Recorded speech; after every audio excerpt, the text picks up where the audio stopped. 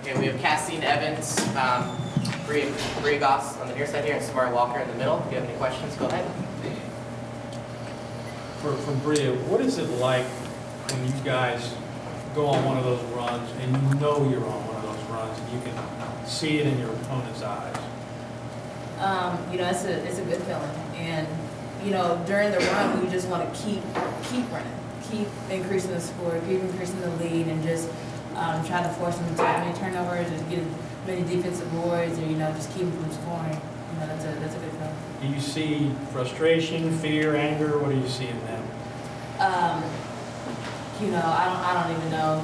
I think it's just it's about us. We want to make sure our defense is to our point to where we make them at that point. Who knows if they really get to that point or not.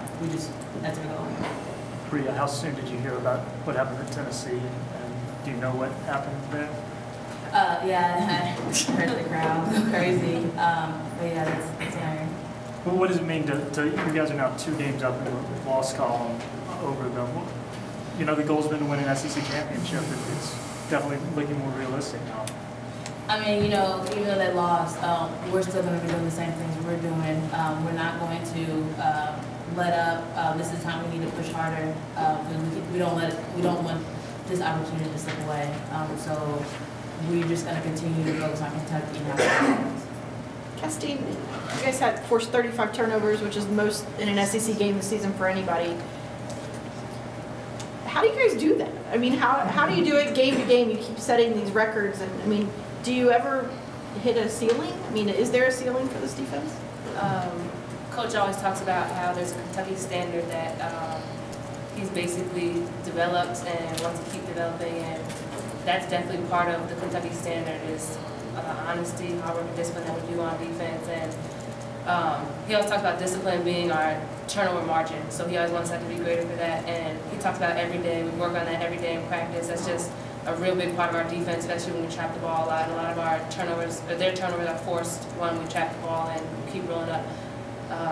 It's definitely a goal every day to just keep going at it, keep working harder. We work on ball screen defense every day, and I just think the harder we work, the easier it becomes in the game, as long as we just keep working hard in practice.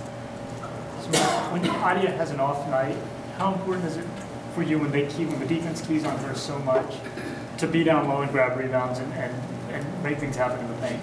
That's another thing that we focus on aside from defense is rebounding. All of us can rebound from the guard position to throughout the post positions. But when Adia has an off night, all of us step up. We have a very balanced team, and like I said, we focus on rebounding. Bria, does this feel like the start of something kind of special for you guys? I mean, do you see it that way yet? I mean, the start, as we come close to the tournament, we've been practicing like this ever since the summer. So I guess that's when it really started. And now we're getting closer and closer, and we just want to take advantage of this opportunity that we have. Bria, the Ole Miss coach, she said Kentucky's the best team in the SEC. She felt that way. She also felt you guys were on a mission. Your reaction to that? Definitely.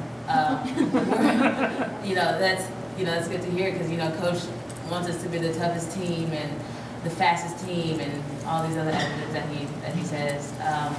And for other people to realize that we have goals, and like Kastine said, we have standards, and we're here to show everybody what we can really do. Samarie, earlier this week, Coach Calipari said that some of his players were coming up and saying they wanted to start playing defense like you guys, and he kind of implied maybe Bernicia implied to me they probably couldn't handle the practices. Do you agree with that? I would say it's not easy, and obviously it was tough for me when I first came in to get used to this, but I don't know if they could do it. Not taking anything away from them, but let me just say, I know Marcus personally, and I don't think he can.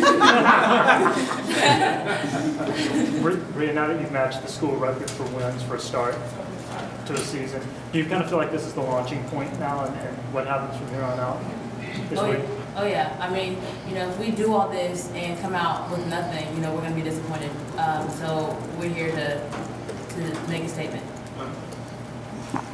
For anybody, how do you avoid not looking ahead? This is new territory for you all, and people would probably understand if you got a little giddy right now. I guess that's what Mr. Mitchell's for, isn't it?